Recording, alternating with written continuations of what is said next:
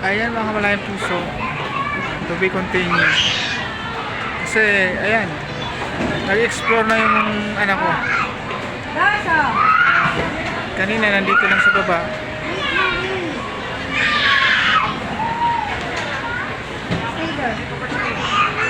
Ito naman lalabas. Lumayok pa sa pagkain. Wala na yung pamangkin ko.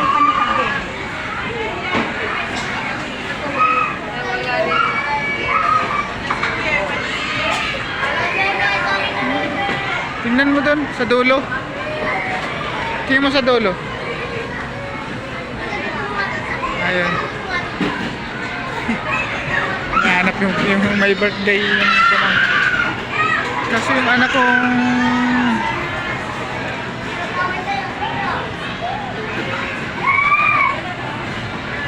ayun na. Ang bihira. Ayun na yung anak ko. Naging ano na.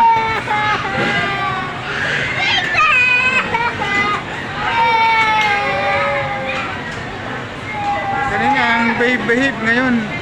Ang kulit-kulit na.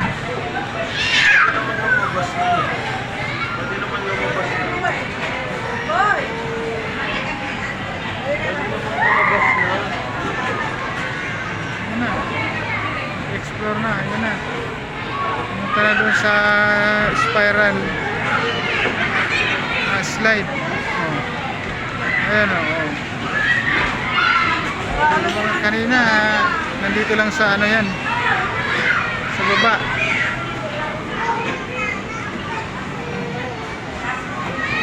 Makakuha ng kalarong lalaki, nakamalayang puso.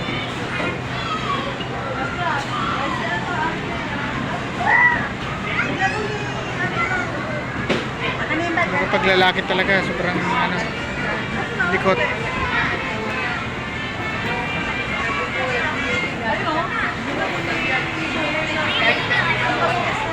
Sobrang likot.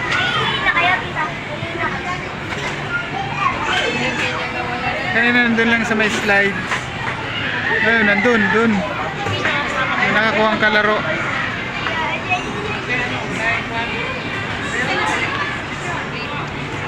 Nakakuha ang kalaro yung aking bunso, malayang puso.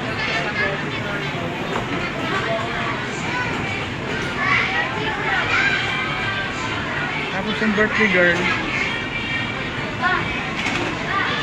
hinahanap ng daddy niya. Hindi naman pala sa supermarket, nagtitinda-tinda. Ayun.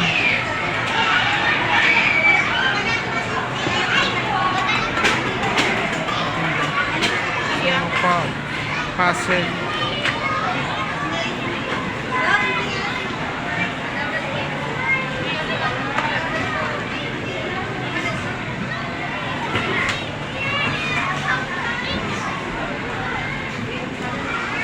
Hindi naman maano siguro hindi. Tulog yan pag-uwi.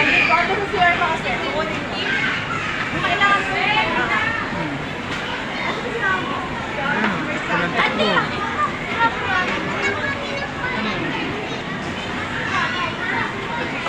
Walang takbo.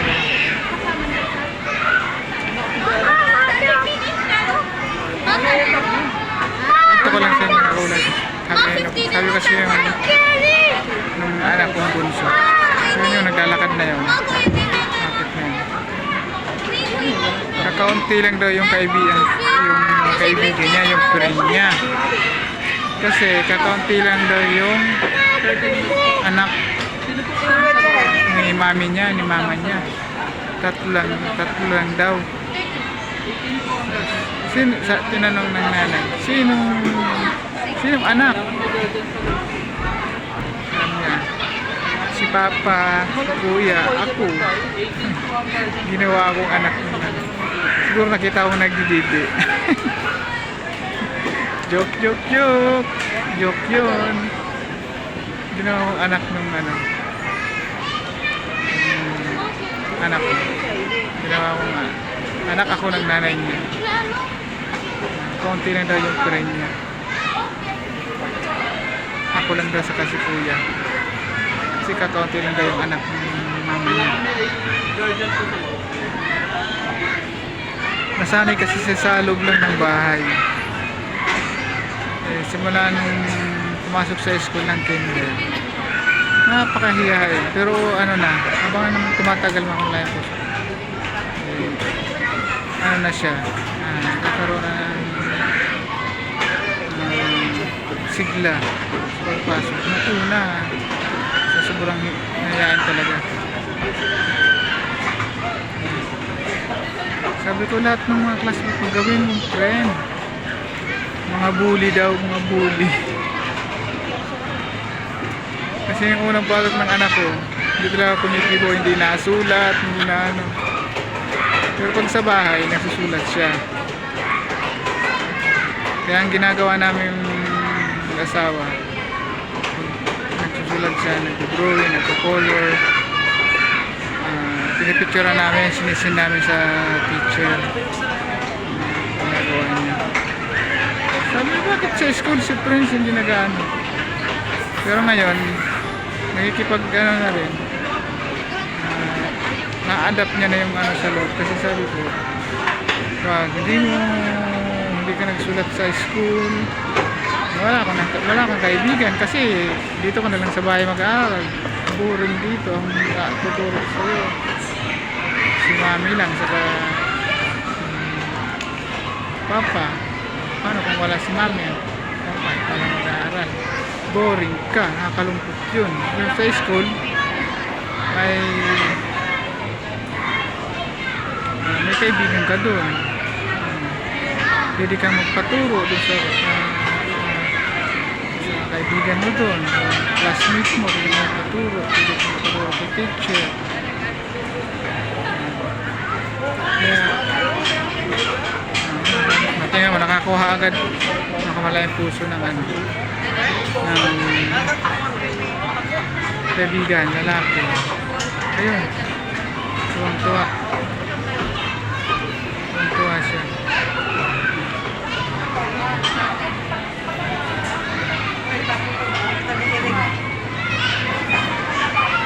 Ang kulit-kulit. Pero sa totoo lang ang sarap maging bata. Dahil wala kang ibang naisip.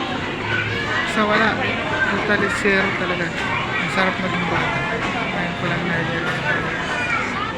Masarap maging bata. Samantala ako noon, gusto ko nang tumanda. Paano ba yung Nadaya ko yung pangalan ko para makapasok. Pangalan yung edad para makapasok sa trabaho. Inaahit ko na yung balabas ko, bigote para magkaroon na ng buhok. Para maging matanda na. Pero nakaka-place yung maging bata. Nakaka-isis. Kain, lalaro. Ito yung sa kanya. Yun, ang dami na lahat na. Pasan-pasan mo ng mundo. Pasan mo ng mundo na pangalayan puso. Lahat na ng problema ay na-absorb mo na. Lahat na ng bagay na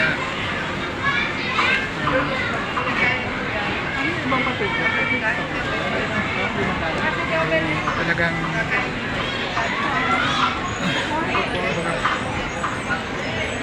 nagpaulit-ulit ramdam na ramdam mo mahirap pag matanda, mahirap talaga, mahirap pag matanda ka na lahat dalaw mo ay mahalaga. Time is gold. Time is gold.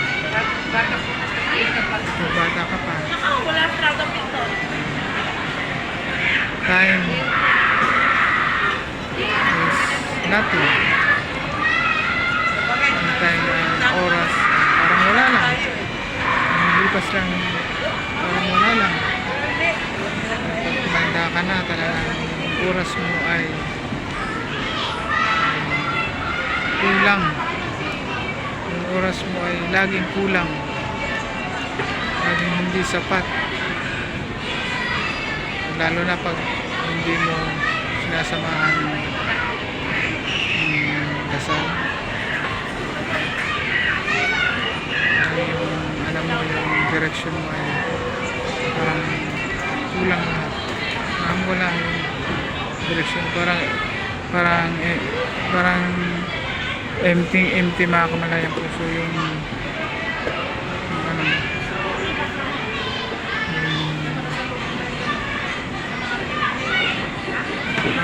binigay sa yung oras. Pero lahat tayo 24 hours ang binibigay, pero ang iba sa atin ay kulang yung 24 hours.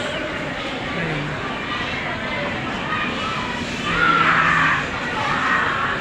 Habang bata pa tayo ay enjoy natin yung kung anong mayroon sa atin ng kamalayang puso.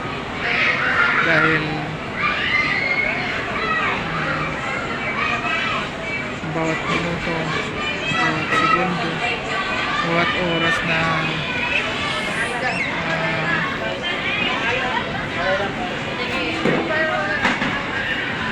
Alan, 20 minutes lang. Ha? Oh, 30 minutes lang. Nak, 30 minutes lang ha. Kakain na tayo. sayang nga mga kabayan po, nauna yung ano namin kain. Para sila. Dapat pa nalaro muna. Para yung anak ko nagutom sana yung bunso ko. Pero ito na eh. Nagkaroon tuloy ng part 2 yung video natin sa lalaro ng mga bata. Kasi yun talaga yung anak naging makulit. Kanina mahihain pa, ngayon sa part 2 naging makulit. Ayan, maraming salamat mga kamalayang puso sa inyong masugid na pagsusubaybay at suporta sa YouTube channel. Gusto kong pasalamatan yung lahat na tumutulong sa akin, sumusuporta sa akin, lalo na sa what's time, what's our Wait lang anak, may number views, pa yan. viewers, yung mga Talaga. Oh, ito na thumbs message. up nyo dyan, like and share, Messages. heart, napaka sarap Wait lang. kaya invite ko po kayo kung hindi po kayo nakapag-subscribe sa aking YouTube channel. Subscribe na po tayo ng kamalayang puso para yung mga simpleng kasiyahan ay na-share ko po sa inyo. Kasiyahan bilang isang nilalang kasi hindi natin alam kung kailan tayo pwedeng magbukas dito sa mundo. Kahit man lang dito sa aking YouTube channel ay may share ko ang aking moment at ito dahil ito ay hiram lamang sa ating Panginoon. Maraming salamat and hanggang sa muli, official my Puso TV, bye bye.